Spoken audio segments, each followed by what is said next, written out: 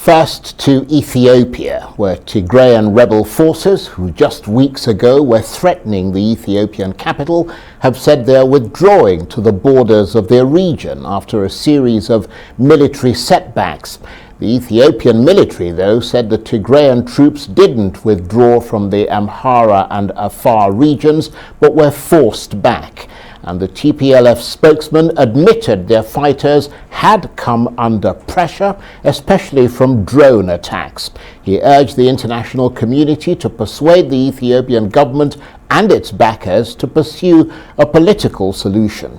Correspondents say supporters of the government may see this as a call for help, but with 9 million people needing food aid and the country tearing itself apart, this could be an opportunity to end the war.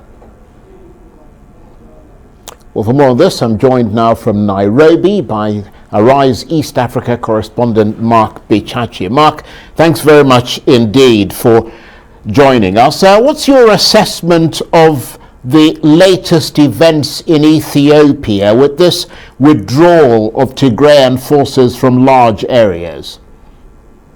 Well, I think it is one of the sighs of relief that Prime Minister Abiy must be breathing, because the perception of the country for a long time was, for as long as he was not winning, he was losing, whether the Tigrayans were advancing or not.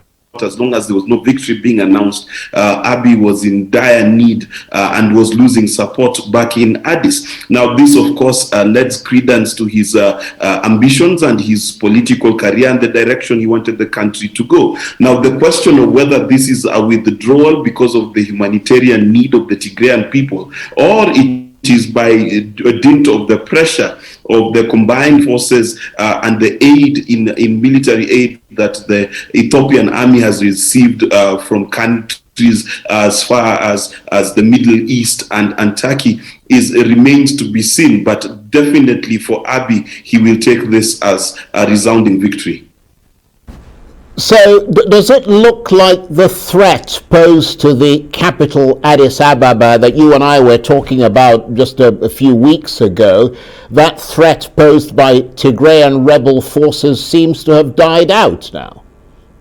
Now, absolutely, because if you look at the military damage that has been done, as you said, using the drone attacks, I think also Prime Minister Abiy going to the front and having the support actually by quite a large number of Ethiopians. The Tigrayans were finding themselves both in a war with the public in terms of how the attack was being perceived. And let's also remember in terms of the history of the country of Ethiopia and ethno-majoritarian exclusion from the politics of the country, which led to much of the demonstrations that we saw. So it's not just a military withdrawal, but also the public sentiment seemed to have shifted away from the Tigrayan forces. And then, of course, their allies in Eritrea and other places who they had depended on to continue destabilizing the region would have been receiving a lot of pressure from the international community. So this seems to be the end, at least for now, of the Tigrayan advance towards Addis Ababa. So, Mark, with your ear to the ground in East Africa and in the ebb and flow of the civil war, where the rebels at one stage had the upper hand and the tables seemed to turn in favor of the Ethiopian government forces, I mean, who's got the upper hand now? Well, definitely, it's looking like it's the Ethiopian armed forces, and I'll tell you why. It's simply because of that military aid they're receiving, the drone strikes, and the tactical intelligence that they're getting, simply because the Tigrayan People's Army, Liberation Army, does not have the air potential capacity. It does not have a way of handling the drone attacks. It does not have the military intelligence reach needed for that kind of attack.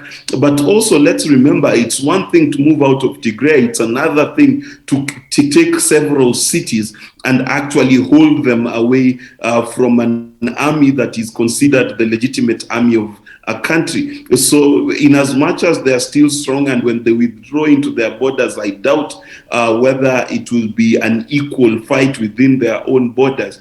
But they are in a place where they can force a political solution, but definitely the cards are now firmly back in Abiy's hands.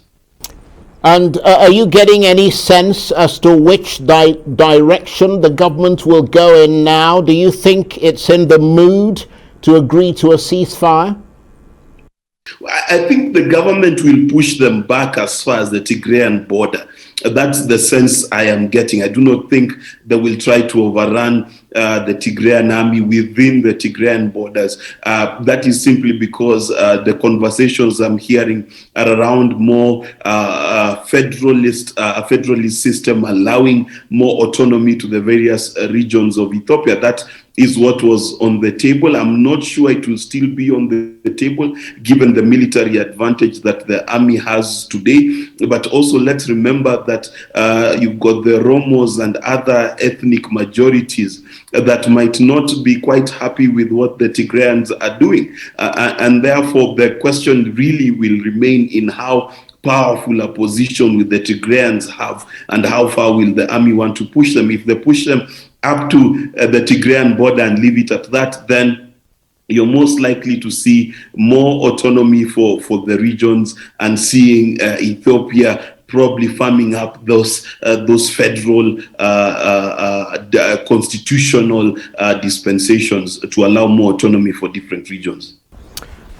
And Mark, you were talking there about a military advantage. I mean, we're hearing more and more these drones being used by the Ethiopian military. Could that be the backdrop to the TPLF setbacks? Because it's been reported that Turkey, China, and perhaps Iran are supplying the Ethiopians weapons and a variety of drones, including ones that are equipped with munitions. And this array of drones that the Ethiopian army are now using are enabling them to be much more precise in their observations of the movements of their opponents, and also to strike them and to make much better use of their frankly limited air force, which up till recent months wasn't proving to be a particularly decisive factor. So does it seem like the advent of the drones is making a significant difference?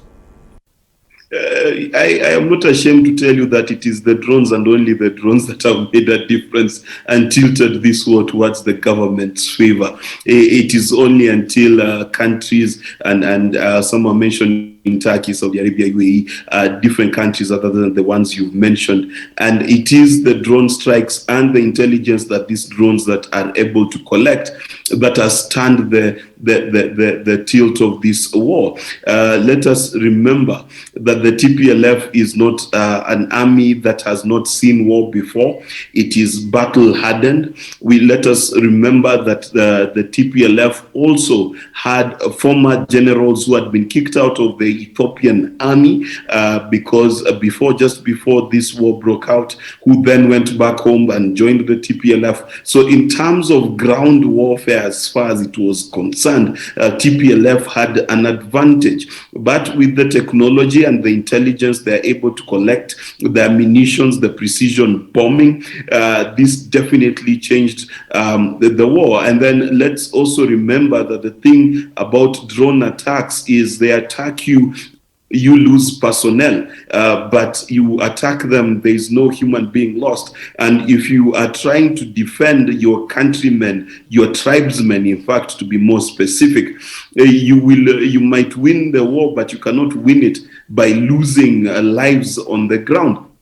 And not only that, you're losing your soldiers on the ground, but also back at home, there is no humanitarian aid, and the threat of hunger and disease pillaging through your villages is real. So the TPLF found itself at a disadvantage, and really there is no answer as per se in terms of guerrilla and ragtag militias like this one to be able to respond to such advanced technology as right. You can't hear it coming, and it bombs you faster than you can say cut and a half. Well, on that rather depressing note, Mark, we always appreciate your analysis. Thank you very much indeed. Mark Bichachi, Arise East Africa correspondent there, talking to me from Nairobi.